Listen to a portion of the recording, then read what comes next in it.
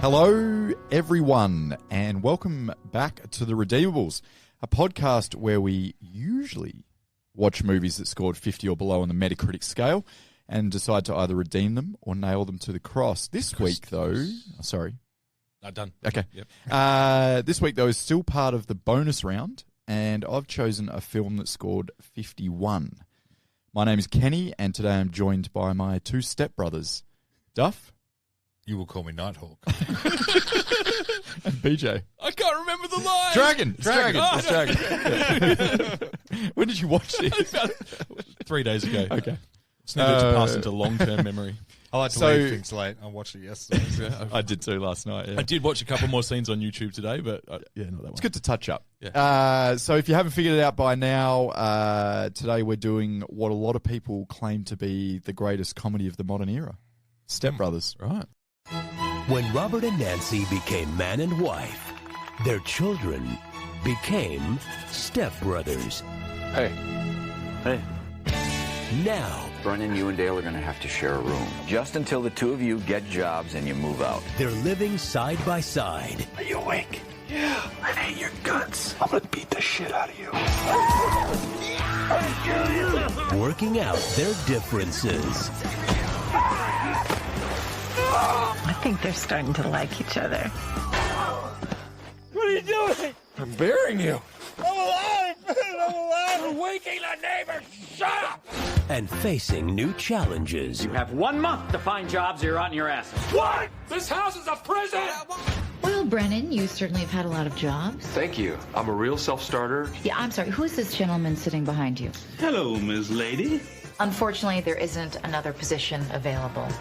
We're willing to have sex with you. Please leave this office. Do we get any sort of souvenir? Get out of my office! I just made that last bit up. But a lot of people you ask, and you're like, what's your favourite comedy of all time? I've heard Step Brothers get thrown around a lot. Absolutely. Yeah. It's up there. So Yeah. Step I Brothers... don't think you can speak for all people, Ken. Why not? I do usually. I'm the man of the people. Step Brothers is a 2008 American comedy film directed by Adam McKay. Yeah, right. Yeah, McKay? I say McKay. Okay. I say McCain. Produced by Jimmy Miller and Judd Apatow, and written by Will Ferrell and McKay from a story by Ferrell, McKay, and John C. Reilly. Wow. So John C. Reilly did a bit of the storytelling or whatever, but those McKay and Love that Ferrell wrote curly-headed the fuck. So good, so great. We'll get to him. The Wikipedia plot synopsis says it follows Brennan and Dale, two grown men who are forced to live together as brothers after their single parents, with whom they still live, marry each other. Simple as that. Yeah. If you didn't know what it was and all you read was the synopsis, you go, I'm not fucking watching that. Yeah. It seems weird. You don't even. I mean, it is weird. You don't have to tell me the synopsis. You just go Will Ferrell and John C. Reilly, and I'll watch it. Of course. But if you didn't know they were in it and you just read the synopsis, you'd be like, ugh. Because it could also be just a very... And then one of them's called Brennan, which makes it that struck me as well. Brennan and Dale. I did notice Brennan. It's a great name for him, though. You couldn't have come up with two better names for two 40-year-old men that live with their parents. I've said a few times, Brennan I would and love a Dale. job just being the names guy for scripts. Yeah. And then they just give you the vague overview of what you got to name, and you're like, Brennan. yeah, Brennan. Brennan. That's Yeah. Brennan. Herschel. Herschel's my go-to. Okay. Yeah. Studio marketing tagline, anyone? Do it. Okay. There's only one. There's only one. They grow up. Isn't that the... Oh, it's just about to do it. Sorry, you were saying? There's only one. Isn't that the Highlander? That's the Highlander. That's not the tagline for this. There is only one tagline. I'm so confused. There can be only one. There could be only one. There can be only one. Oh, I've got the quickening. The tagline for We're off the Step rails Brothers already. Do you want to do Highlander instead? Yeah, I can get. know Actually, I'm there's ready. a Highlander reference in Step Brothers. Yeah. The sword that he gets out is from Highlander the series. So there you go, bringing it all back around. So the studio marketing tagline for Step Brothers is, they grow up so fast. Hate it. It's not great. It's got nothing... We haven't really touched on comedies a lot, so I don't know whether their taglines are ever going to be that great versus like an action film or something like that. You got a bit more to play with, Yeah. a bit more dramatic. Yeah. Whereas with a comedy, it's like, Oh, this is pretty dramatic. I would have just gone with, did we just become best friends? Yeah. Oh, but then it kind of ruins the movie for you, doesn't it? Maybe you don't know they're going to become best friends. Oh, that's the point. That's the because tension. they fucking hate each other for the first half The an hour. dramatic tension of the whole movie. Will they or won't they? I actually want to ask you guys a question around that a bit later. Like, is it better when they hate each other or love each other? Oh, it's yeah, hard. okay. Stats, budget. What do you guys reckon? Not that much. Will Ferrell's getting bank. Yep. He's getting bank. I reckon he's getting 20. Okay. I reckon. I don't know that for a fact, but I'd say he's getting I was thinking 20. 15, so I reckon 50 mil. Yeah, I'm going to go with $42 million. And 20 of that's, or 15 to 20 is Ferrell. Yeah. 65. Right. Wow. Which rocked me. Because I was like, You know why? Because there's a fucking Catalina wine mixer. it must be the wine mixer. It must be the wine mixer.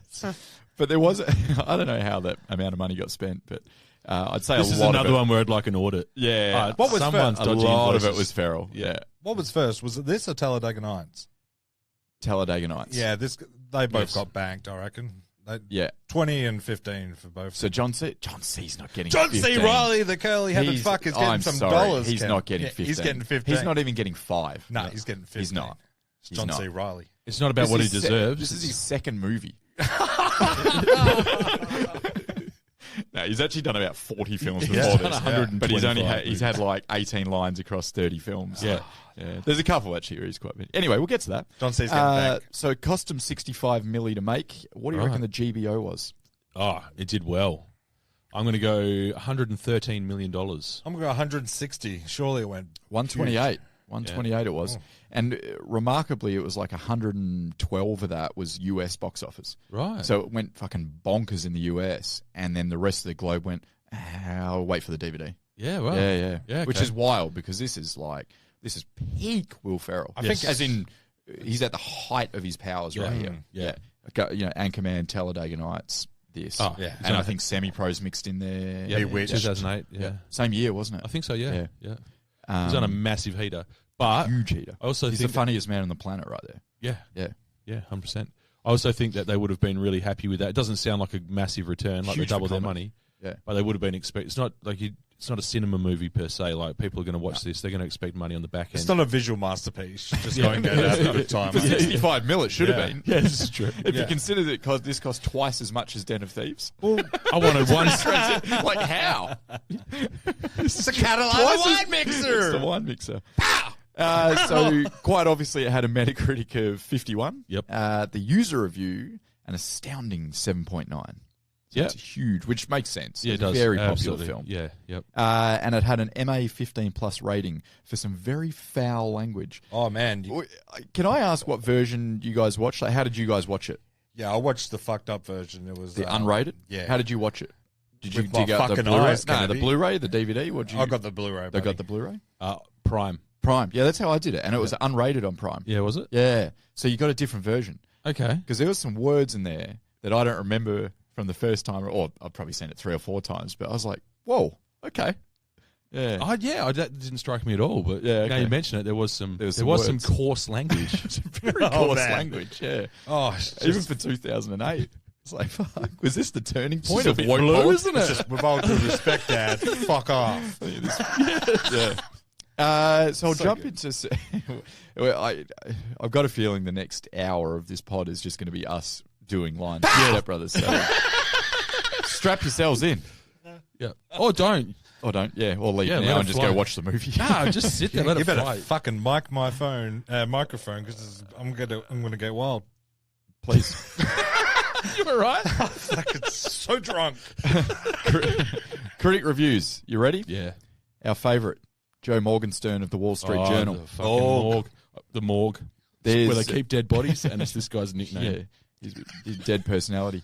There's a good subject for satire here, the extended adolescence of American kids, but satire presupposes maturity or at least some perspective. The movie's calculation is that its subjects and audience share the same point of view. The results are truly ghastly. Jesus Wait Christ. for it. Oh. 0.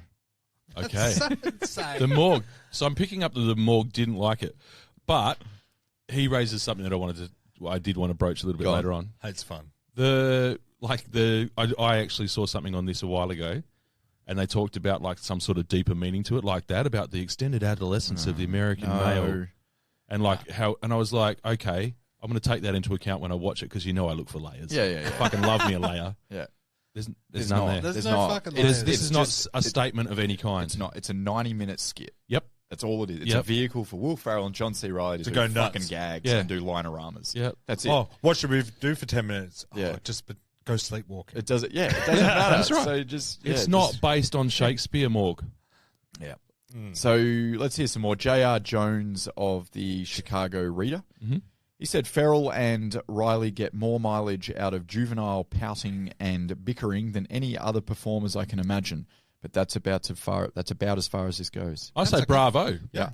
Perfect. So ringing endorsement. Sounds like a 4-star review to me. What did he give it? 85? 30. Okay. Yeah, Nah, it doesn't match up. All right. James Berardinelli of Real Views, REEL. Oh, We've yeah. been Clever. name. Pun. It's a pun. Humor is subjective, but this movie made me feel as if I had been subjected to something unpleasant. 38. That's the sound of me. I'll tell you what, I'm gonna fill a pillowcase full of bars of soap and beat the shit out of James. And you know what? I'll never snitch. That's what I'll do. Yeah, no, I'll probably just say something mean about him on Facebook. To do it. Yeah, I'm good at that. Roger- Through my burner, of course. My sock puppet. I'm not going to use my real account. Can you link your burner account on the Redeemables Facebook so people can follow your burner? I reckon it'd be a great time for a lot of our listeners. Yeah, no, it's called evidence, unfortunately, most of it. It's, Roger Ebert. He's back. Hey, Rog. Rog, Yeah. welcome back, Rog. Surely Rog loved it. This is when he was writing for the Chicago Sun-Times. Yeah, right. In Step Brothers, the language is simply showing off by talking dirty. It serves no comic function and just sort of sits there in the air, making me cringe.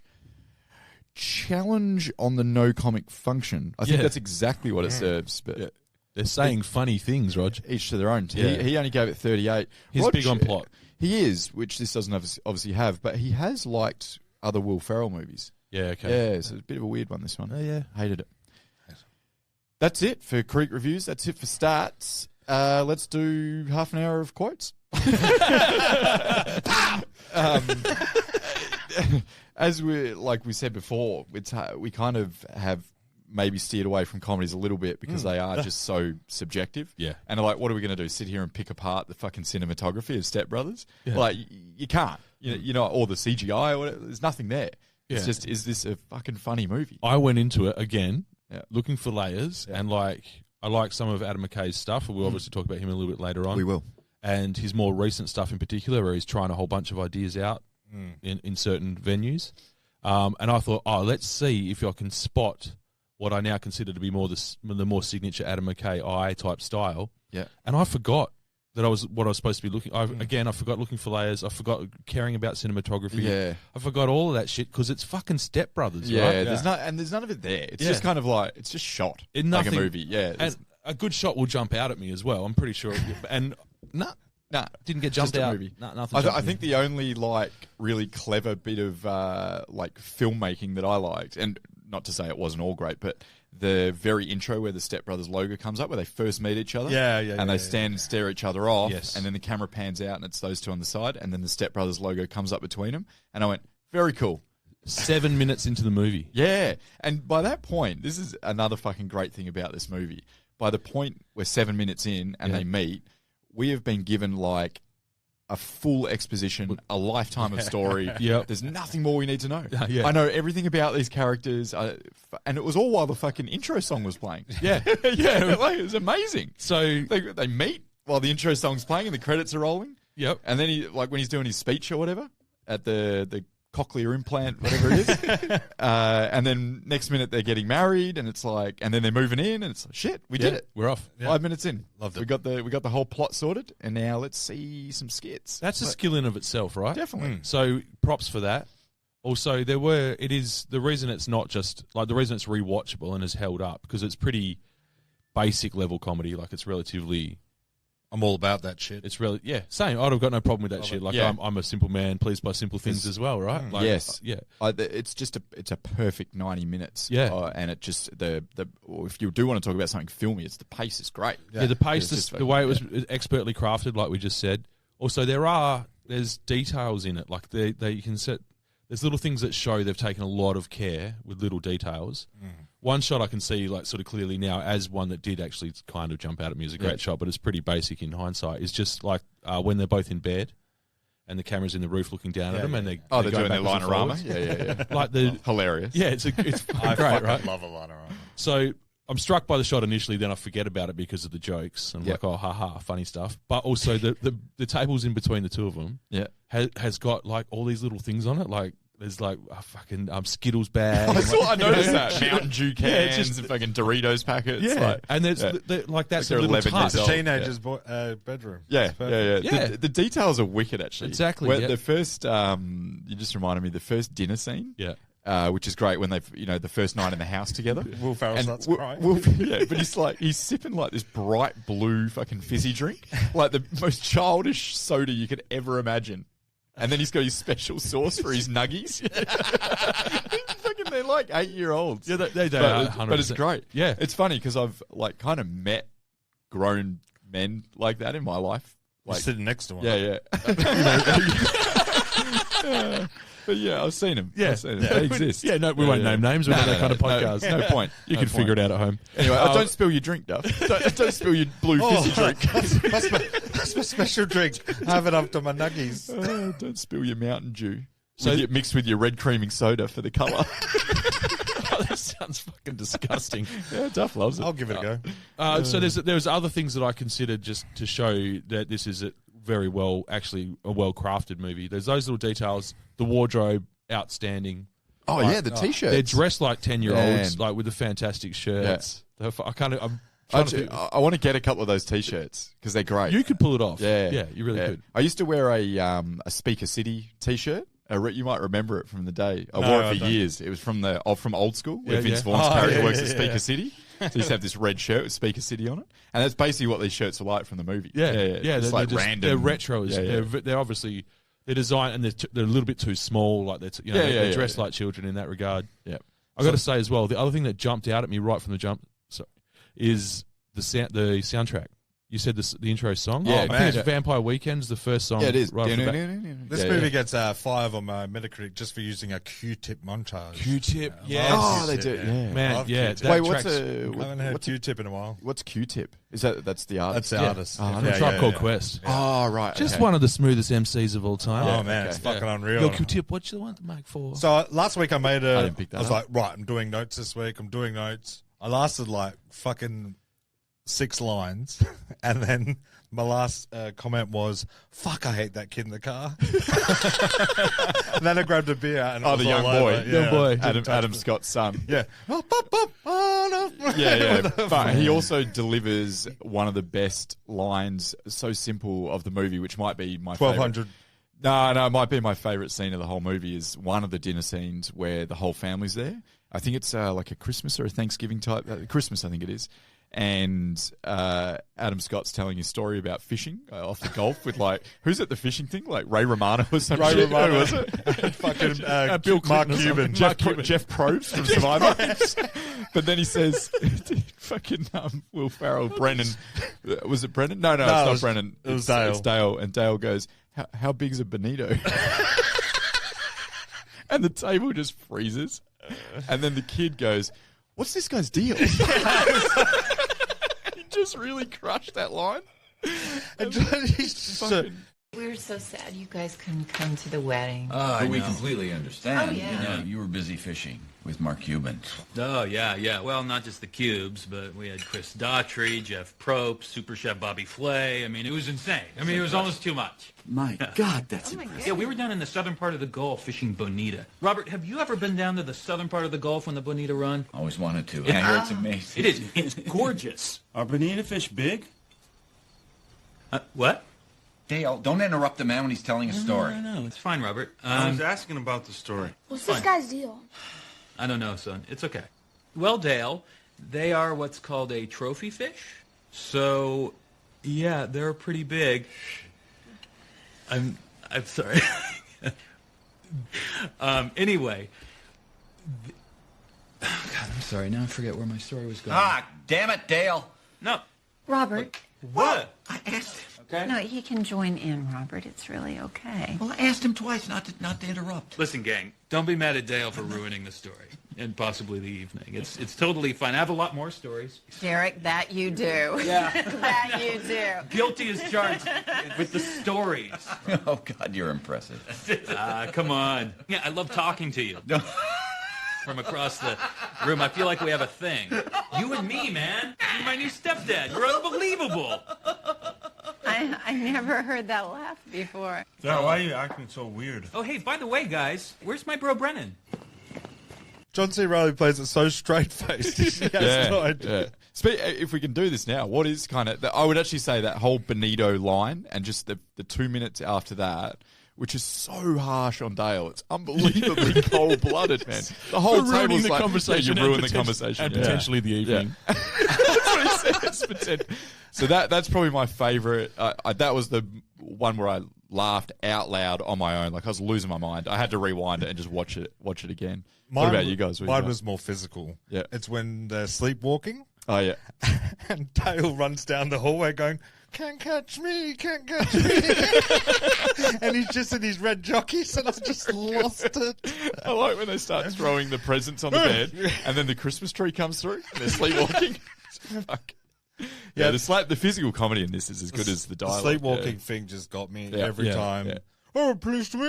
And he's literally standing at the kitchen silly. bench with just coffee grinds, and he's like, but he's got the one hand on the counter and like he's properly having a coffee. So is this the moment to bring in the fact that this is largely improv? Oh yeah, the whole thing apparently. Yeah. So the first time I watched this, to give some context, was I didn't love it. Okay. Oh, wow. Right?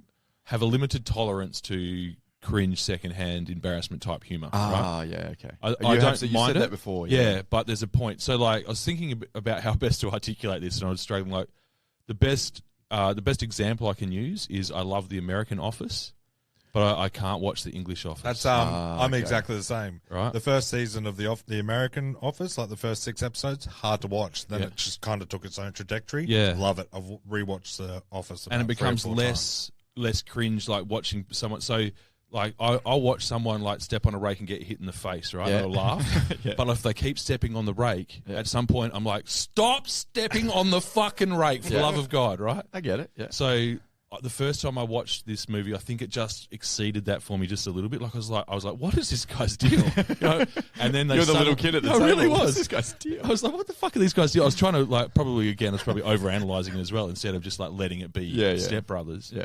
And I was also irritated, we'll talk about that a bit later, by the quick switch out of it, like the scene they snapped out of it, like someone gave them smelling salts and they turned into adults. Oh, yeah. And I was like, oh, okay, what happened there, right? Yeah. So this time I watched it and I reckon it walked to that line for me, but I must have a better tolerance for it, plus I might just be more used to these two dudes. Yeah. Well, you knew, by what are we, 15 years later, you kind of knew what you were getting into this time. Whereas the first time you watch it, maybe not. Yeah. I wonder if you'd seen Talladega Nights prior to seeing this. I think because so. if you had, you probably would have had an idea what you're going into. That's they're really kind of rough similar as in well. that. Yeah. But Talladega Nights is more of a movie. Yeah, it is. It's got a plot. Yeah.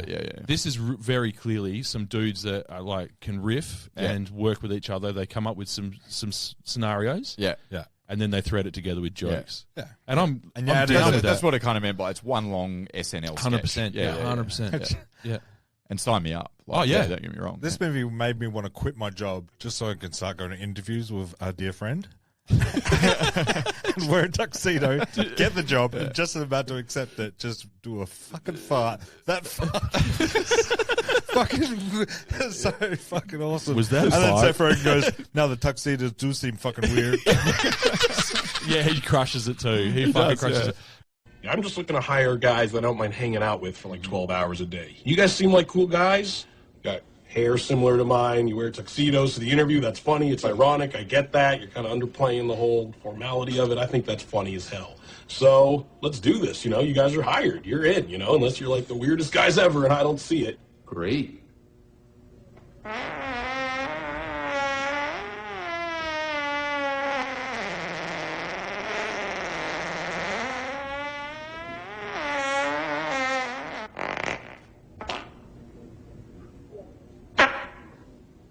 Was that a fart? I don't know. I can taste it. On my tongue.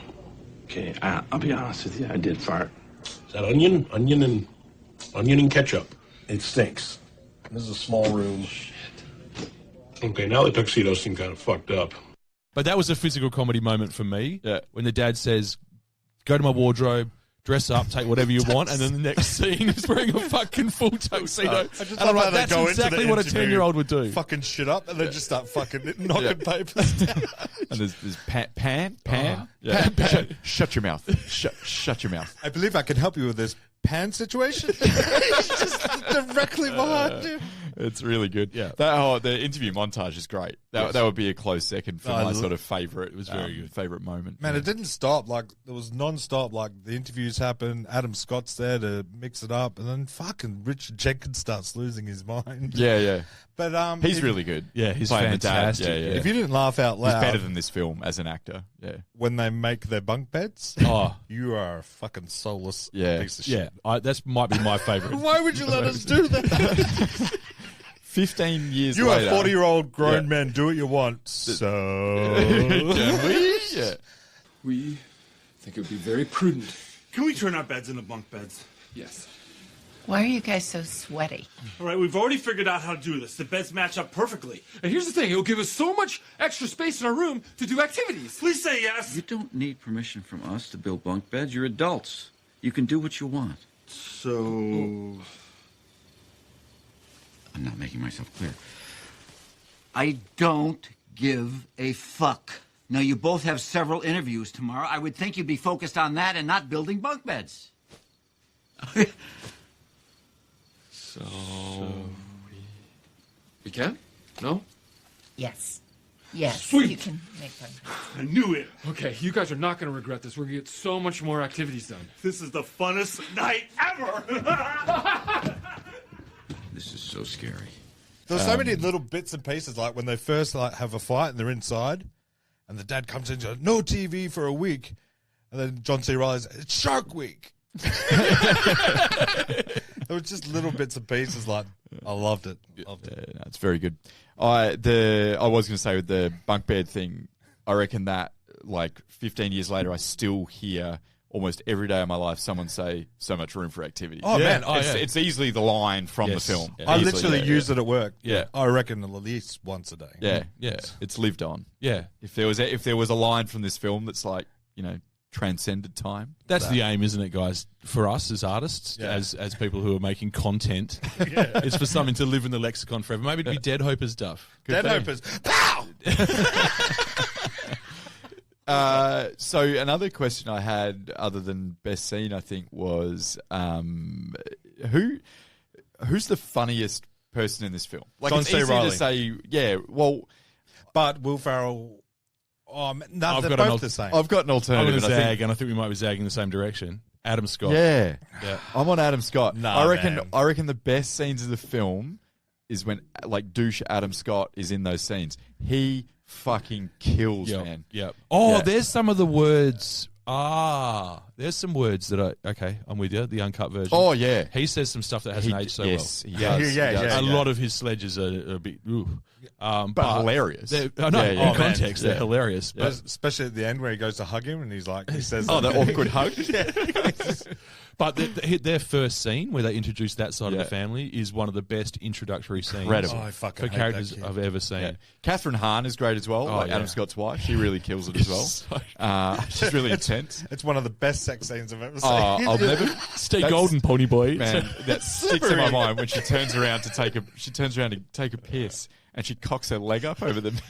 He goes, "You're a hell of a woman," or something. What's she say to her? "You're a very impressive woman," or something. Yeah, But Adam Scott. I don't know. I disagree with you. I think Will Ferrell. Yeah, I mean it's Will Ferrell or John C. Reilly, but it's like I don't know. Adam Scott brings like another. He should be drowned out playing the douche guy by these two guys. Like up against those two guys, and Adam Scott wasn't really anyone at that time. I don't know whether he was on SNL. Great body on him. Fucking hell, those abs. You reckon it's real? It's a body double. I love how it's fucking oiled up and just fucking ripped. Him and his buddies as well, like Rob Riggle. Yeah. What are you saying? I always love him in a movie. I'm a he's good. sucker for Yeah, it. he's Say pal? Yeah. Say pal. Pow! You want him for 5 minutes. That's it. Right, Put him in every comedy ever for 5 minutes. What's the one? What's the movie? Where 21 Jump Street, man. Yeah. Fucking unbelievable. Yeah, and in New Girl as well. Fuck, it just steals the show. Yeah, I do like Yeah, it. he's very good. The one- Didn't he come to Australia and like host a fucking Yeah, one of he our did. stupid Wipeout. Wipeout, yeah. was it? Shit like that. I don't know. Wasn't it the mini golf one or some shit? Yeah, it was. Wacky Maybe golf or Hollow something? one, yeah. yeah. I was going to apply to go on that. Yeah. I'm pretty fame thirsty. I'm a real clout chaser. As a host? You would have been better as a host than the other guy. Oh, Who? yeah. Matt Shervington, yeah. Fuck off, Shervo. Pow! It's just Rob Wiggle. It's just fucking Shervo. I've lost track of what we were talking about. Funniest people in the film. Funniest person in the film. I had one character I did not like, which is Adam Scott, Rob Wiggle. Yep, Wriggle. And the other guy who didn't say one fucking word. But their always other there mate. high-fiving. Yeah. He irked me. Really? Just give him a line. They didn't want to pay him. Just give him He's a on line. the extra money. That's right. He's just getting Yeah. base wage. He got an IMDb credit, trust me. Oh, yeah. But when the mum... And he still talks about it to this day. Yeah, he'll bring it up Whenever at he's in a every social given situation. opportunity. I was Yeah. in Step Brothers. Watch the scene at the restaurant. I'm there in the Yeah, that's me. Look me up on high-fiving. IMDb. Yeah. That's me high-fiving. The scene where they find out why Will Ferrell doesn't sing anymore. Oh, man. Brendan has got a mangina. Yeah, that yeah. thing. Yeah. And the mum's selling this orange, goes, even I. Very good. So Yeah. mean-spirited parents, and even I started. So I would love to know, like a breakdown. It'd be great if you could watch it and there was some sort of signifier of what was in the script and what was just them making it up on the spot. There was some shit online when I was doing the research about the percentage that was improv. Yep. And I was just like, who knows? Yeah. Like, no one knows what the percentage was. But it was quite high, wildly, right? Oh, it's like 84% Yeah, or something it was- stupid. They're all saying around 80, but I was like, Because as I understand it, basically the other actors who were brought into that scenario, like the more Jennings and who plays the mum. I forget her name. She's great. Steenberger or something. Yeah. I think her real Mary? name is Marjorie, your mum. Yes.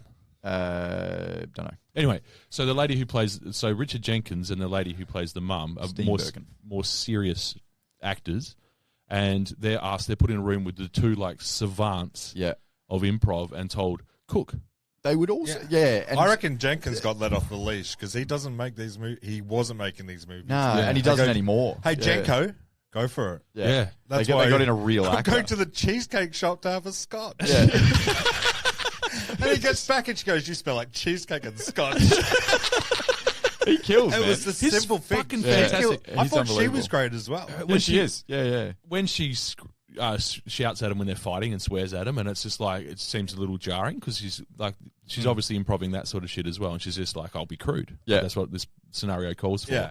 But how intimidating would it be if that's not your go? Yeah. Like improv, as I understand it, is something you need to work on generally. Like you hang out at art school with You other would think improv so, people, yeah, and you yeah. go to, like Unless they just get 100 shots at it. I reckon They Like, must just do. stand there and just go nuts, and eventually she hits one. You So know, there's a maybe 4-hour or he cut won't. of this movie somewhere. There's like, Oh yeah, imagine the gag and I reel would of this watch fucking the movie. shit out of The it. gag reel will go for 4 hours. Yeah. Actually, did you say you got the Blu-ray? Did they have a gag reel? They usually do with these Ferrell movies. I didn't check. Oh, check it out when you get look home it first, up. sweetheart. Yeah. Give me a gag reel. I'll chuck it on at the end of this pod if I can find it on YouTube. I'll give you a gag reel. I was gonna touching on the parents, Yes. Mary Steenbergen and Richard Jenkins. Jenko.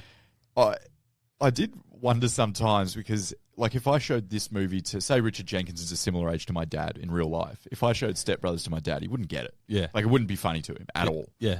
Yes. And I just wonder whether Richard Jenkins was standing there a lot of the time going, who the fuck's going to watch this? These guys are just boneheads. You know, like, but he still goes all in. Yeah. I guess by that point he knows, like, even if I don't find this funny, Will Ferrell's the funniest man on the planet. Yes. So a lot of people find this shit funny, so I'm just going to go for it. Yep. But I reckon it would have been a real hard job for him. Also, I just think that as an actor, you would be thinking, like, you'd be appreciating and respecting the skill of these guys that are just riffing and coming up with this gold. Yeah. Like, I mean, I'm assuming a lot of it was gold. Like, we might have just got the one good take, but I doubt it. I think that they probably were going, oh, fuck, do we include this cut or this scene or, you know. Yeah, and who decides what's funny? Yeah. Yeah, because you have to, you're It's trying to also decide for a objective, very... man, like- Yeah, that's what I mean. Yeah, But yeah. so if you've got, say they're doing a line-a-rama, as I like to call them, like in the beds is probably the best one where they're back and forthing when they hate each other at the start. You might have 100 lines to choose from. Yeah. Someone's got to sit there and go, fuck. They probably have a group of people. Whichever one we laugh the loudest at, just chop that in. Yeah. And very few miss. That's a job I want. That's a cool job. Yeah. That's a great job. You got to work for Judd Apatow or Adam McKay to get that job. Adam Sandler? Oh, no, we want him to be funny. Whoa.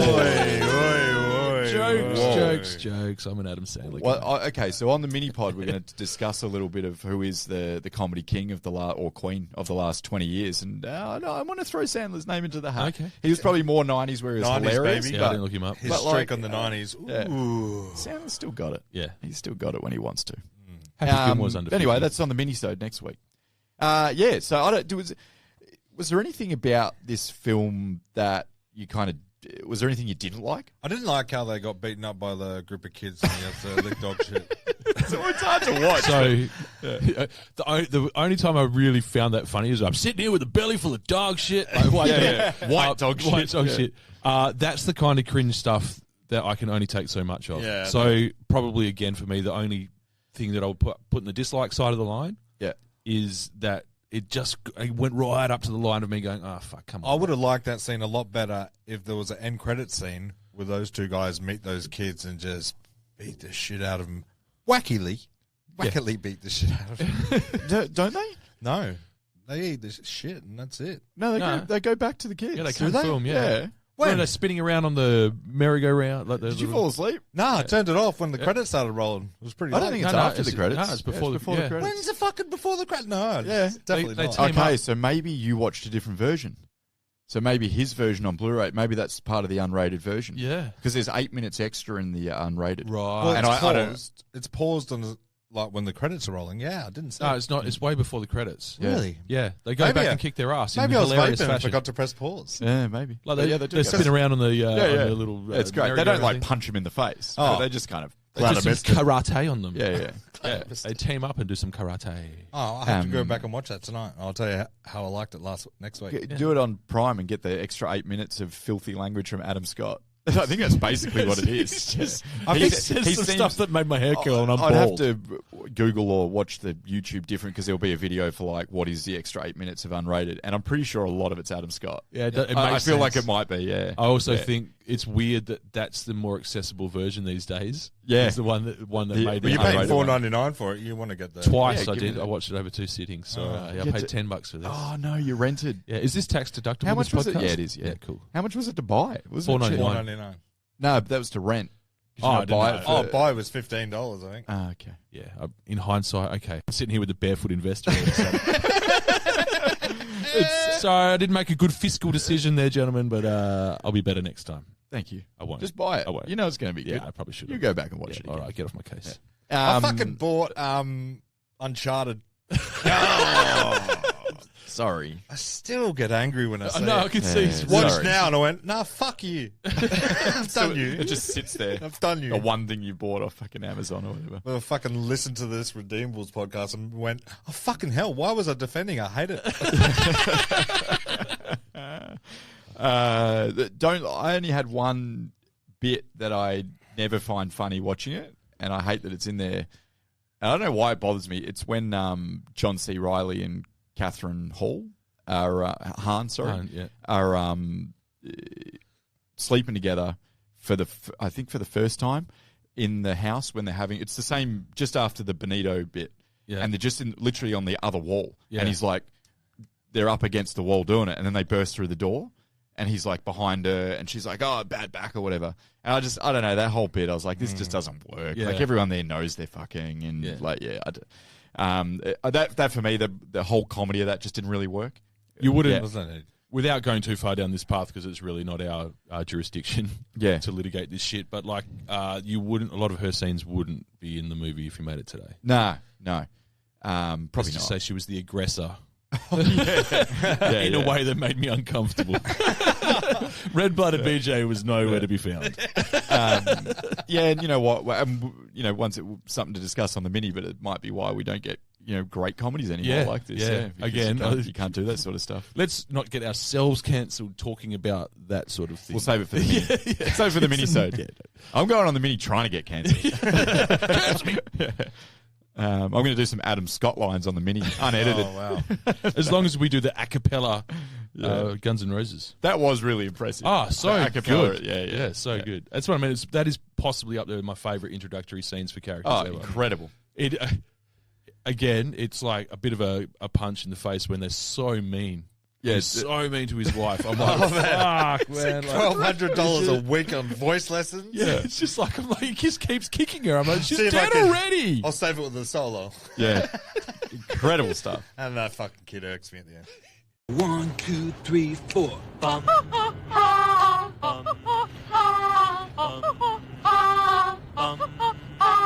She's got a smile that it seems to me reminds me of childhood memories, where everything was as fresh as a bright blue sky. All right, Tommy, you're the oldest. I'm counting on you. Come on.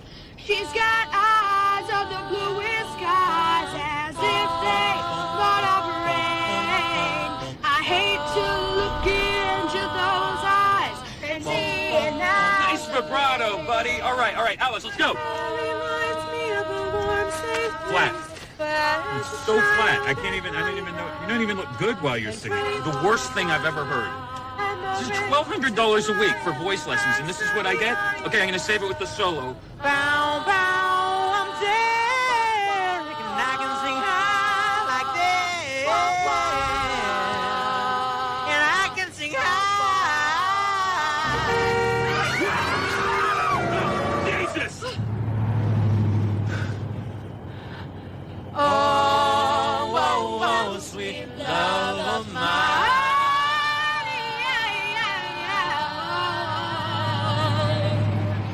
So you just picking up, you don't like the kid? Fucking just didn't like it. Why not? Made me stop writing notes. I don't think the little girl gets a line, does she? There's a little girl.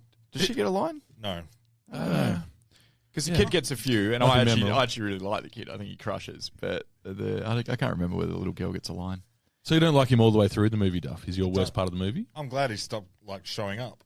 Right. After that thing, you don't see him again. Right. I was like, oh, the movie's gotten better. Right. Yeah. So any other bits? Duff hates children. Duff confirmed. hates kids. Yeah. Confirmed. Hate them. Yeah. I've got some points, random bits that I just laughed at and found enjoyable. Please, some other things. hit So me. the opening quote, fucking great. Yeah. I got it here. Go. Families is where our nation finds hope, where our wings take dream. Actual quote from George W. Bush. It opens with that. Yeah. I do remember That's that now. fucking Text on the screen. gibberish. Yeah. I just found that. I've never noticed that before. I noticed I hadn't taken it in. It was fucking good. I thought you were going to do the opening quote as in the opening piece of dialogue, and I think it's like Will Ferrell's opening line. I think I wrote it down. He's like, he's sitting in the back of the car, and they're on the way to Robert's house, and he goes, Robert better not get in my face, because I'll drop that motherfucker. It's just like Brennan. When he was Drop making that those the nachos, and he's got a bowl of cereal on top of the nachos, I was like, Is that what that was? A bowl of cereal? It was a bowl of I thought it was like a bowl of Cocoa olives Pops or some shit. like Yeah, that. I couldn't work out what it was. Fucking hell, I was like, Jesus Christ. Perfect nachos as well. It's literally me Just 10 Doritos years and ago. grated cheese. That's Yeah. literally what I eat. Yeah. Any other good bits you've got? I keep like going. the testicles on the drums is always Oh, fun. yeah, fuck, we haven't even spoken about that. Always a the funny prosthetic testes. which I believe Will Ferrell owns, right? The testes. Yeah. Oh, does he? Yeah. Oh, He right. got to keep them. Oh, there you go. Yeah, that's like, good. he was pretty insistent on them being high quality, and he, Yeah. and he also was pretty insistent on keeping them. Don't ask me how I know that. The drum kit, the whole drum kit thing's great. The lead up to the balls on the drum kit. Yeah. Because every time the camera goes to the drum kit and it plays that like really dramatic, like kind of orchestral music. Yeah. And it's really good. It's a really good setup to that joke. Yeah, It builds. and the payoff over is worth it. Oh, There's yeah. Also, that's a bit of a fake climax as well, in that you think they're going to fight, then he goes back and he goes again. When he figures out that he's Where are you Why going? are you so sweaty? I was watching Cops. It's a good line. It's so He's watching good. Cops. I miss good. Cops. Is Cops still on? Yeah, I it used to be is, all yeah. over that shit. That fight scene cracked me up because it just went for so long. Like, both parents had time to drive from work Yeah. to break it up, and And towards during the that end, time, he lost his shirt. he lost his shirt, and then there's just a dude like standing there with coffee. Like the neighborhood starts to gather, and there's just a dude drinking coffee. And I was like, I'm like, make me a coffee, love. They're at it again. Going down the street to watch those kids fight. Their last fight where they fall asleep next to each other when he fucking tries to bury him. Shut up! You're waking up the neighbors. That's pretty menacing. Slowed my heart rate down.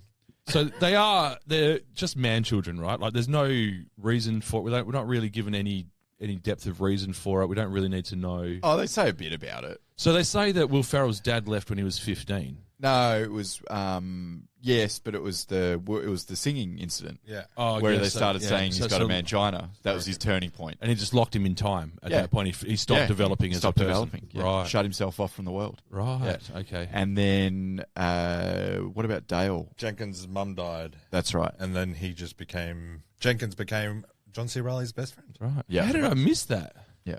It was like they were sitting in bed together and they were telling each other why they. I think so. Yeah. I was probably having a vape. Forgot to pause it. You're a vapist now. No, I'm just taking it up. Just want to be like Duff. So I actually looked up something, even though I'm not supposed to because it's in this episode. That's okay. On what McKay with the man children thing, because again, the first time I watched it, I had an issue with the fact that I was like, what is wrong with these guys? Yeah. Why are they like this? And then why did they snap out of it so quickly? So Adam McKay actually said something about it, and he said, we actually had a chunk in the original script where the parents were like, what's wrong with them? And actually took them to get a battery of tests, and it was like, do they have cognitive disability? Or is there some emotional trauma? Really, in the end, the doctors are like, I've done all these tests and there's nothing wrong with them. We live in this in this new world we live in, there's video games, free food, and 1,000 channels. There's no reason to leave the house just because they're having such a good time. Yeah, okay. So he's like, there is actually nothing mentally or emotionally wrong with them. Yeah. They've just been allowed to be like quarantined from the world or growing up in any way, shape or form. You could tell that watching it, and they couldn't make a movie about two 40-year-old dudes that actually had some form of like true. Yeah, it'd be very true. Disability or whatever. Yeah. But you could tell that watching the movie, and that's why you were kind of slightly bothered by them just flicking a switch and becoming adults. I think they were playing. They were acting like adults, but they weren't actually. They haven't matured. They're just they're acting how you should, like when he buys the toilet paper. Yeah. But when he's by himself, he still wipes his ass with the bath towel and puts his ass. Okay. But in society, he's out buying toilet paper. Yeah, so I think they were playing, putting a facade on. Okay, maybe that's the deeper meaning. Yeah, maybe we're all just pretending to be adults. We should all just be kids again. Wow, I'm doing a pretty good job of that already, actually. Miles ahead of you on that one. Yeah. I'm barely pretending to be an adult. No, because it didn't. I'm struggling. I'm not great at it. Just to clarify, it didn't. These things definitely didn't bother me on this watch. Yeah, like I enjoed it. It doesn't for what it was, and I reckon I've taken that sort of perspective since the first time I watched it. Yeah. But I can't get the memory of the first time I watched it and just being irked by it enough that I wouldn't have probably gone back to it soon afterwards. I would have gone, fuck, I love that. I can't wait to watch it again, like I would have done with a Old School or even Talladega Nights or anything like that. I'm with you. I was like, okay, cool. Got a couple of giggles. Wanted to fucking strangle them a few times. Confused by why they're now functioning adults. Peace. Yeah. Okay. Right. Thought about it too much. Yeah. And then straight away from the second time I watched it, and I've had this experience with a few comedies, and a few have come up over the episodes, and I can't remember off the top of my head right now. I was like, I don't really like this. I don't get what all the fuss is about. Yeah. And then the second time I watch it, I go, oh, it is me that's the problem. Everyone is right. Yeah. I'm just being an asshole about this for some fucking reason. It's one of those, like, you can't watch every movie with the same mindset. Yeah. You got to shift. Like, which I think I honestly try to do. You got to be but obviously I'm not what a movie's about to be. Yeah. I think sometimes I'm probably not as good at that as I'd like to think I am, obviously. And I only do this when I'm looking back on them and while we're talking about them. I'm like, why did I watch that in that particular frame of mind? It's just a different perspective. I have to be entertained. If I'm not entertained, I'm not enjoying it. Like, doesn't sound like too much to ask, though, does it? That's the sole purpose. Yeah. Put a cape on and fight some villains with lasers, for fuck's sake. Thrill me. And I do wonder how much gaining more of an appreciation, as we said, for Riley and for Ferrell and for even McKay and what they've achieved since, and like the careers that they've had, like ongoing. Yeah. So growing appreciation for them. Yeah. But also knowing more about how it was made. Yeah. Like sorry to harp on it, but I just fucking respect the shit out of the fact that like they improv so much out of this. Yeah. Like it's an incredible skill. It's kind of that niche. It is, but the alternative view to that is if it was improving it live, but when you can have 400 shots at something and then you make a fucking hilarious film, well, like, you had a lot of shots at it. Yeah. So I get it. Like, don't get me wrong. I mean, fucking improv's a hell of a skill. There's no way I could do it. But I'm more like, Fuck the heck. I know what you're saying. I actually find it. I actually almost feel like it's easier very... to make a comedy from improv. Judd Apatow fucking figured that out. Yeah, true. You know, or Will Ferrell did or Adam McKay in Anchorman. They worked out, oh shit, we just need a loose story here, and we could actually make the funniest film of all time, arguably, just by letting these guys riff, and we'll just cut the bit. 5 hours of reel, and we'll just take out the best 90 minutes. Yeah. And they changed the whole way comedies work for the next 15 years. You're probably not wrong. Yeah. I'm not. Yeah. Really am. Notice I didn't say you were right. I reckon these guys are hitting more time than missing. Yeah, that's I my reckon thing. they're doing 3 lines. I think Will Ferrell's enough of a guy to go, yeah, no worries, we got it. Yeah. Well, he does when it's true, because he does when he's live. Yeah. Like when he does, when he's just being interviewed. And he's like, fuck, how is he doing this? Yeah. Like he's just on like a late night show, and the guy's just like the funniest guy in the world for a long time. That maybe still is. I don't know. Well, some people actually reckon Adam McKay's the funniest guy in the world. Is he? Yeah, apparently. Okay. Apparently he's just fucking hilarious. Yeah, right. Well, I'd imagine he is. Yeah. If you've got an eye for that sort of comedy, you're going to be pretty funny yourself. But he has no aptitude for that side of the camera. And he's just not good on that side of the camera. Okay. So he writes. To be honest, I don't even know what he looks like.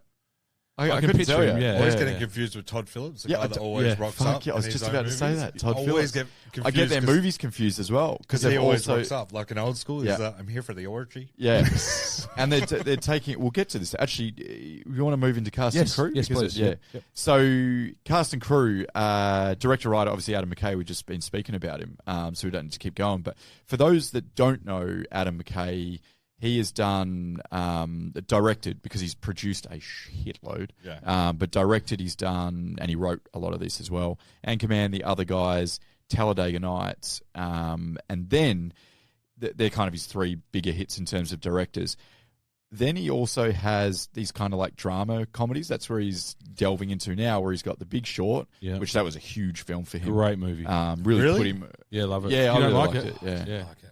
Yeah, I can see how it's not a whole your thing. different brand of comedy. Yeah. I'm surprised you loved Look Up and didn't like The Big Short. I love Don't Look Up. They're different, but they're Don't Look Up. Sorry, so he's got Don't Look Up, The Big Short, and Vice. He did as well. Yeah. Vice is fucking Christian Bale, a masterpiece. Is it just a drama? Oh, it's a fucking masterpiece. That's what it is. It's like a comedy drama. Is it? Yeah, comedy. So it's drama. kind of in the same ballpark as The Big Short, or it's like or all Don't Look comedies Up? now. It's drama with a bit of comedy in it. Okay.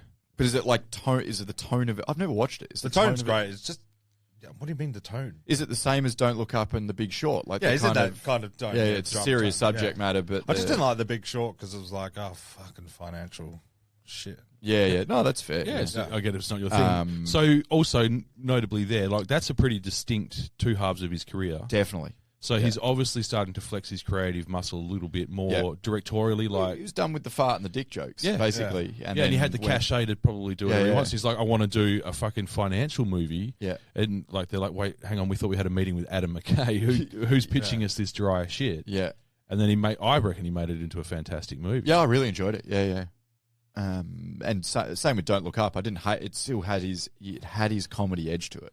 Yeah. There was a lot of shit about that film I didn't like. I really liked that movie. But the funny stuff in it, really fucking Still funny. haven't seen it. Yeah. Give it a go. I'll get it. The funny stuff in it, really funny. So it's kind of worth a watch for that. Yeah. Regardless of whether you And got you haven't problems seen with the other Vice? shit. I've never seen Vice. And I recommend watching that. I actually, to be fair, I didn't know he did Vice until researching his career for this. So I went, fuck, he did Vice? Vice took me ages to watch. Like, I'm Christian Bale's biggest fan. I don't know why I steer away from his movies. I know they're all going to be good. Yeah, Sometimes I just look at it and go, oh. I'm gonna be honest. I watched it for Christian Bale. Yeah, of course. I was not disappointed. Yeah, okay. I'm gonna watch it tonight. There you go. So got my word. We'll talk Wait, about how it long next is week. it? How long is it? Fuck. Are we touching on what his most recent project? The TV one? No. What is it? Winning Time. Oh, I've heard it's like a TV event of the year. It's good. Is that the Lakers one? It's the Lakers story, right? Yeah. And I'm a John C. Reilly, yeah. Yeah. So I'm an absolute NBA tragic. So I always knew all about this before it was coming out. Really keen to watch it. Also, didn't know he did that. Yeah, and he is really going for What's it it on? creatively. It's on Binge. No, what do I watch it Is it on? HBO? Apple? No, I've got all of them confused now. Disney. Okay. Oh, either way, I can look it up. Yeah, some one of the above. Oh no, I did watch it on Binge. Sorry, Binge. Yeah, I watched So it it's on a Binge. HBO, Yes, probably. yeah, and I think it might be on KO as well, but I'm not sure. Okay. But it's not a doco. No, Is it a mockumentary? It's kind of a documentary or a historical telling of events with a creative twist to the Okay. point where it's like I knew enough of the story. Yeah. to know it was following the basic timeline correctly, and they're not changing events like they won the finals in this year. Yeah. They drafted this guy in that year, but what he was doing is like exaggerating and extrapolating some characters to the point where a lot of the people who were the real people based on it were pretty pissed off about the way they were portrayed. Someone told me it's to a watch comedy. that. It's not. Okay. It has a couple of laughs in it, but for the most part, and there's lots of fourth wall breaking. There's lots of cross cuts. He's going for it. He's I like hate fourth wall breaking. Yeah, it works okay in this. Yeah. And he cast John C. Reilly as Dr. Jerry Buss. Yeah. And that's what caused the riff with Will Ferrell and him. Oh, okay. I've heard about So this. him and Will Ferrell have had a falling out. They worked together for like 30 years. Yeah. And I knew all of this in the lead up to the show as well. Yeah.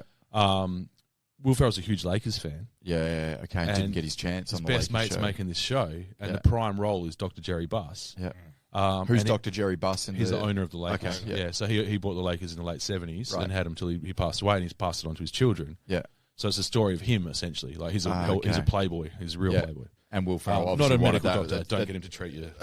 It's like a dream role. Yeah, the dream role. And it goes, his best mate's making it, and he gives it to John C. Reilly, who was absolutely brilliant and perfectly cast. Yeah. Like he looks like Dr. Jerry Buss, and it's the best I've seen John C. Reilly ever. Okay. Like, he's I'm gonna check it. John C. Reilly can act. Yeah, man. I got to do Vice tonight, Yeah. and then I got to do Winning Time tonight. Yeah, it's not for everyone. It was very polarizing. Yeah, even among I can watch it fans. even if I don't really have any interest in the story itself. Yeah. Like it's still a good show. Yeah, if I'm not like a old school NBA guy. It's a fun story. That's what caused the rift between Ferrell and McKay, and they no longer work together, right? That's crazy. I've heard that now. Yeah. Well, I think Will Ferrell's kind of finished up now, anyway, hasn't he? In terms of films. I think. Are you retiring Will Ferrell for us? I think he's coming back. Oh. He's got his last chance of comedy this Christmas with Ryan Reynolds. That looks fucking hilarious. Oh, okay. Okay, I don't know about that one. Yeah, It's a Christmas film. It's a Christmas film. It's about the elf. He plays an elf. No, the bloody ghost. Yes, the ghost of Christmas Past and like shit Scrooge like that. and shit. So it's him and Ryan Reynolds running the movie, and it looks pretty funny. Okay. I'm in. Yeah. All right. I'm in. I'll give him a chance. I think he's. We spoke about Will Ferrell a lot on the Semi-Pro pod. Yeah. So if anyone is interested in the deep dive of Will Ferrell and our favourite Will Ferrell films, I think we did it on that one. We on did. Semi-Pro. Yep. So go back there. But I sort of go.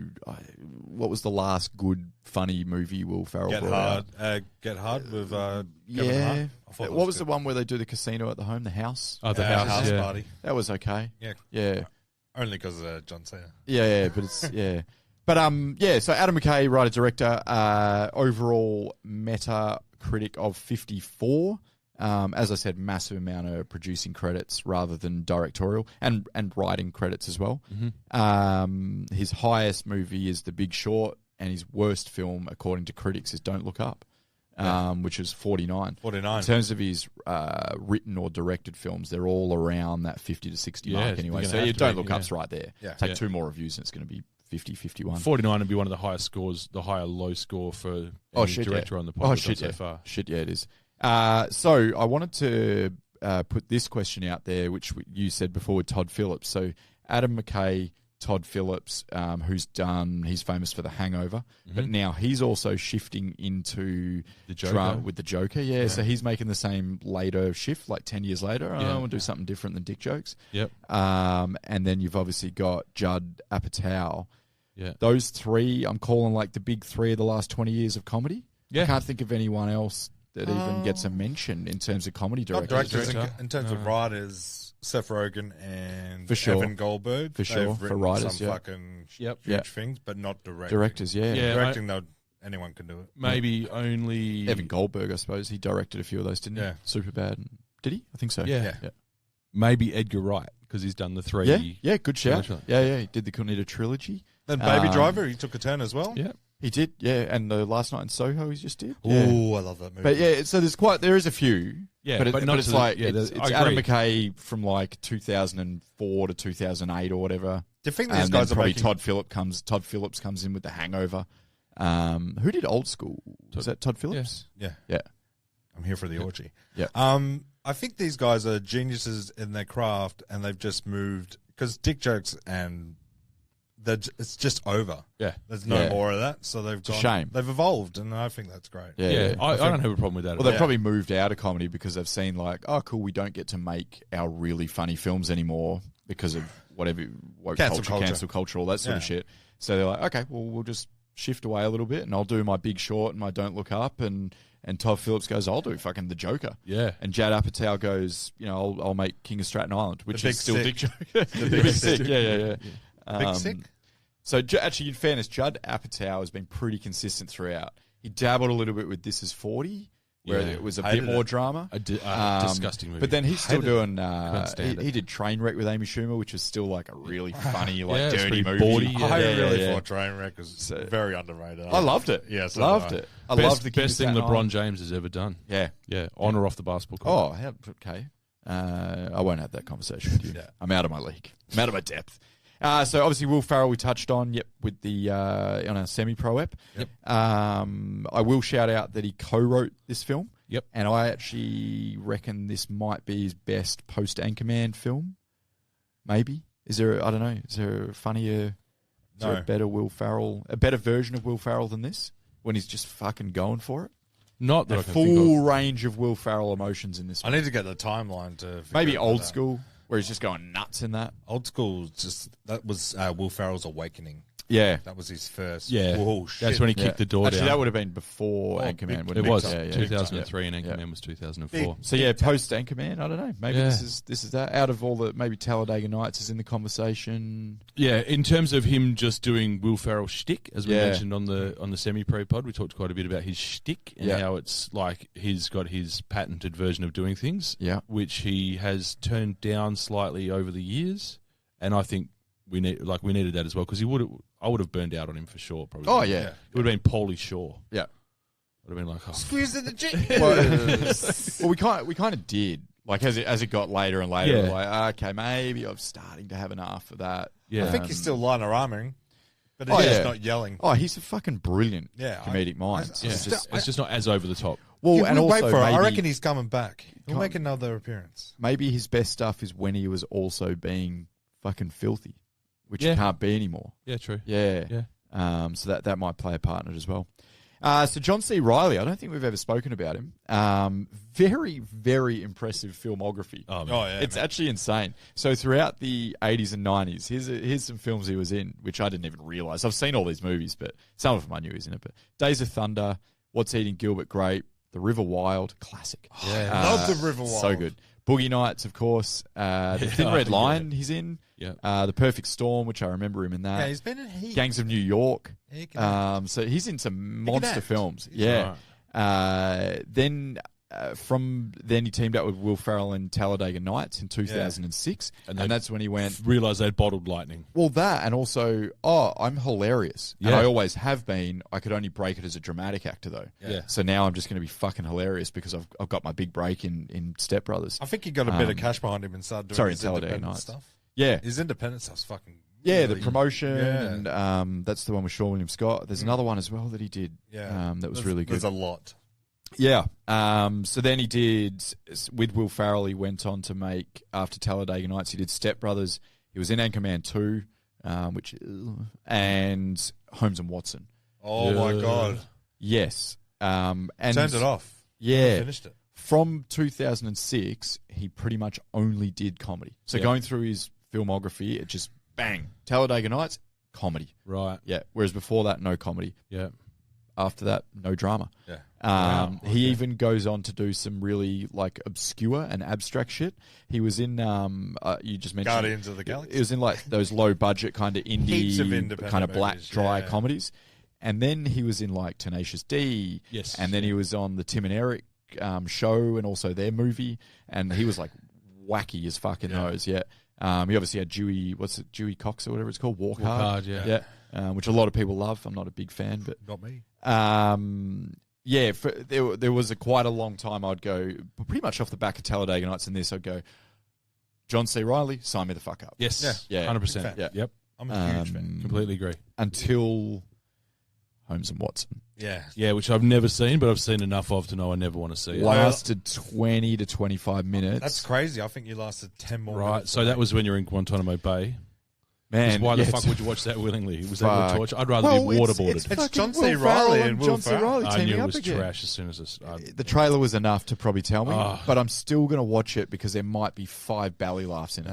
And Yeah. I'll trawl through all the shit to get to those laughs. But I knew after 20, 25 minutes there just wasn't going to be. They're not coming. This was not a funny movie. Yeah. And everyone agrees with that. Like the user rating on that movie is like fucking 20. Yeah. And it's John C. Reilly's worst film at 24, and his next worst is 40, and then he has an overall of 65. Wow. So he has a massively high score of 65 because Yeah. of all these very critically acclaimed films in the 80s and 90s. Yeah. Then his next lowest is 40, and then there's Holmes and Watson all the way down at 24. Yeah. Just a bad So decision. hell of a career. Yeah. And other than that one blemish. Yeah. Yeah. Yeah. Yeah, no, I'm a big fan. And again, I think if you watch Winning Time, you can just see him. He's really showing his chops off there for sure. Like, his in the biopics where you're playing a real person, there's the fine line between just imitating and acting. You forget that he's playing a real person pretty quickly. And fuck it. Yeah, it's just great at it. Yeah. Yep. Big fan. So, other notable cast members, I didn't dig too deep in anyone else. In hindsight, now that you kind of agree that Adam Scott was pretty damn good at this, I probably should have delved a bit into him. But I think everyone kind of knows Adam Scott. Parks and Rec, baby. I love Parks and Rec. He's got that new show Severance, which is I haven't watched it yet. Yeah, like highly critically acclaimed. Yes. A lot of people saying it's one of the best shows of the decade type thing. Ben Stiller directed. Yep. Okay. Other than him, we've got Richard Jenkins, who obviously plays the dad. We touched on him. He's mainly a dramatical actor. Big time. Dramatical? Big time. Dramatic actor. Yeah. Comical? Dramatical. Sabbatical. I didn't know him before this at all, but now every time I see him, and I see him in a lot. Oh, man, he's in fucking everything. Everything. Now every time I see him, I'm like, that's fucking... He's your everyman suburban Robert dad. It's Robert from Stepdad. Yeah. He's just a perfect dad. His films are really good. Yeah. I think he chooses good films. Even his kind of ones that I'm like, it's a bit of a drama, a bit of a slow sort of adult drama, which I'm only pretending to be an adult, so this isn't going to be for me. But they're good. He does good films, and he's a really great actor. Great So it's, performer. again, where this movie is elevated above the terrible reviews is because they surrounded. Obviously, it's a Ferrell and Riley vehicle. Yeah. But they surrounded him with the right people. Like, this is a great piece of casting. Both parents had to be cast correctly. And Adam Scott, fucking genius casting. Yeah. So they had to get those roles right. Otherwise, if they get one of them wrong, the house of cards kind of falls over. That's right. If they can't keep up with Farrell and Riley doing their thing, Yeah.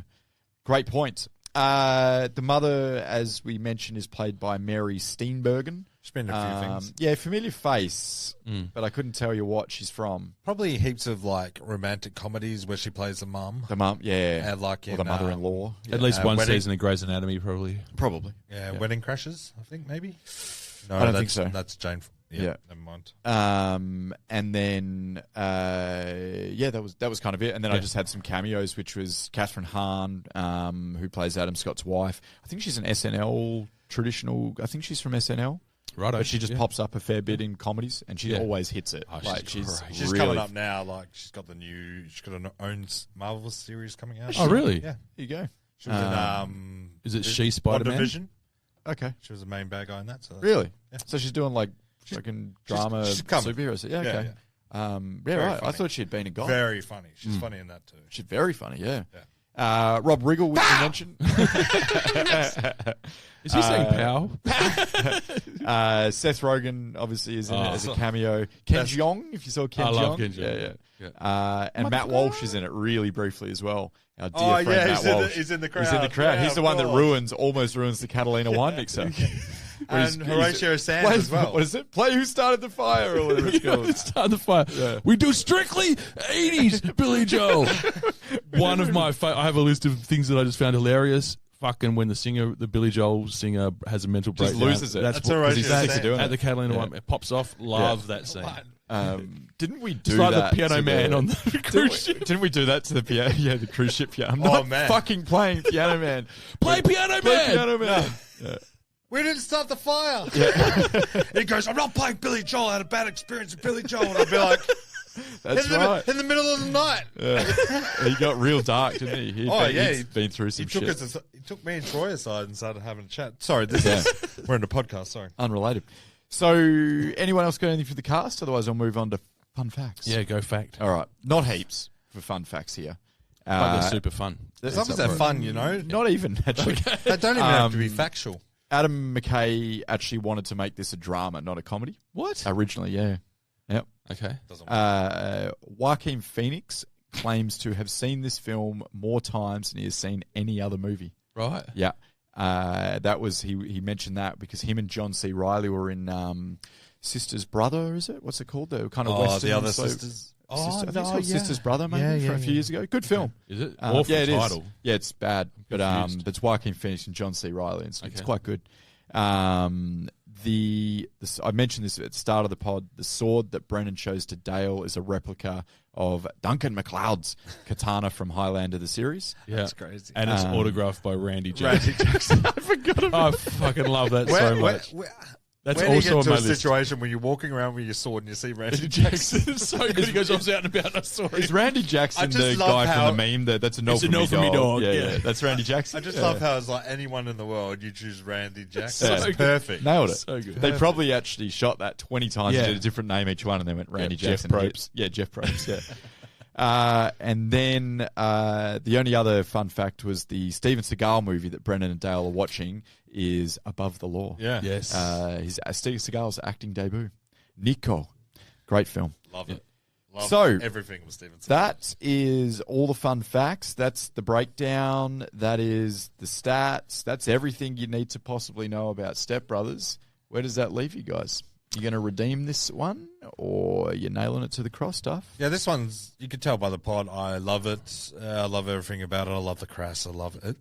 For me, watching this was like reconnecting with an old friend.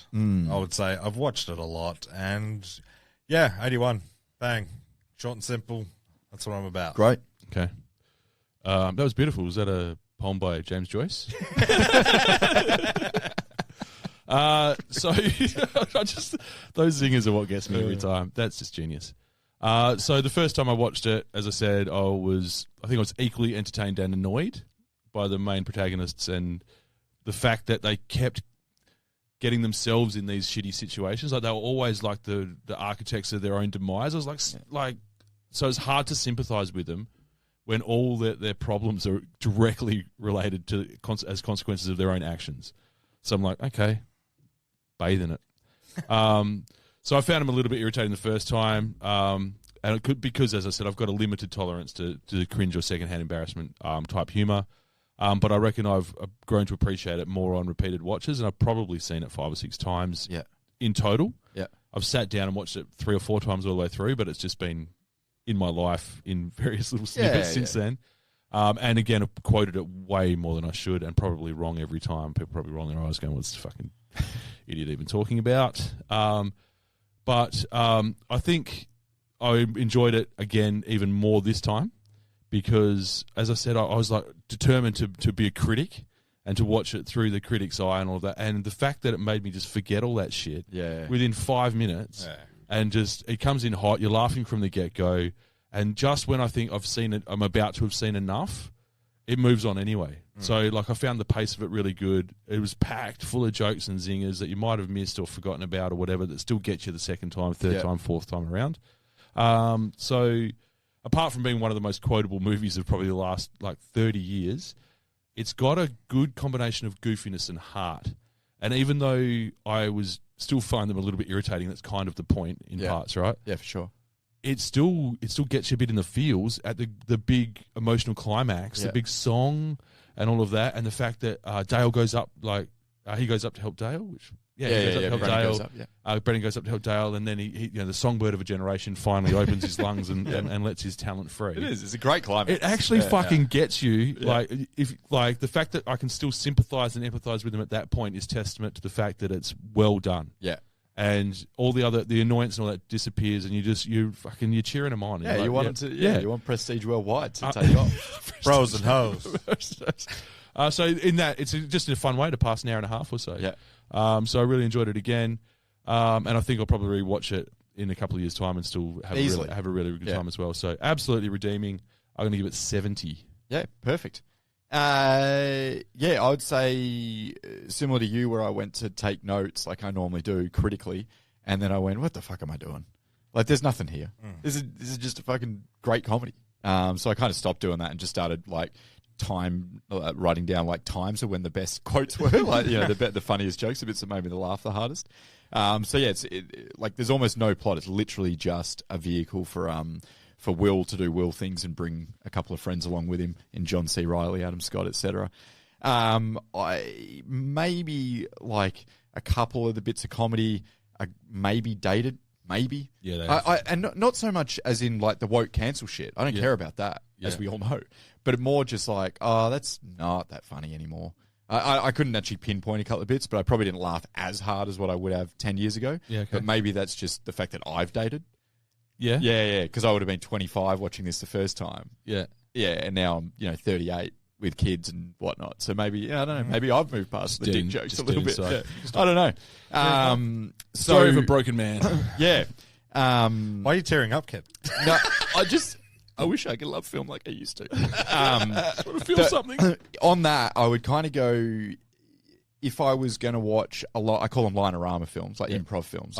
If you said to me, we're going to watch a Linerama film tonight, I'd probably watch a Judd Apatow movie before I watched a Adam McKay. Okay. Yeah, I'd probably go that side of the fence. Righto. If they're two teams. Yep. I just think maybe the jokes are like cleverer or smarter from Judd Apatow. Yeah. But still had a ridiculously good time watching this. And it kind of sucks that these movies don't really get made anymore. And we're going to touch on that in the minisode. So yeah, I call it like a perfect kind of 90-minute, joke-a-minute comedy from two of the funniest guys at the height of their games. So I'm giving Step Brothers a 70 as well. Mm-hmm. And if you disagree with me, then I'll come to your house and I'll smear my balls on your drum kit. Wow. That could be neat. Yeah. Okay. So speaking of minisode, yes, that wraps up the Step Brothers pod. The minisode, we've got a couple of things on. We're going to talk about our top 5 comedies from the year 2000 onwards. So prepare for that. As Duff and I was saying, gentlemen. It's longer ago than you realise. That's longer ago. Fucking hard. Yeah, it's going to be tough because there's been a lot. That's over 20 years by my If math. I'd done top 5 comedies the last 5 years, we'd be struggling to come up with 5. But yeah, you stretch it back 20 years, 22 years.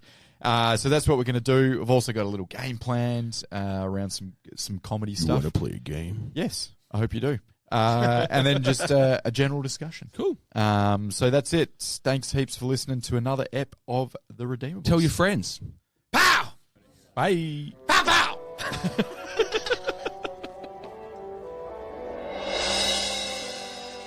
Quando vivo solo sueno horizonte falto de palabras. En la sombra entre luces todas negras para mi mirada.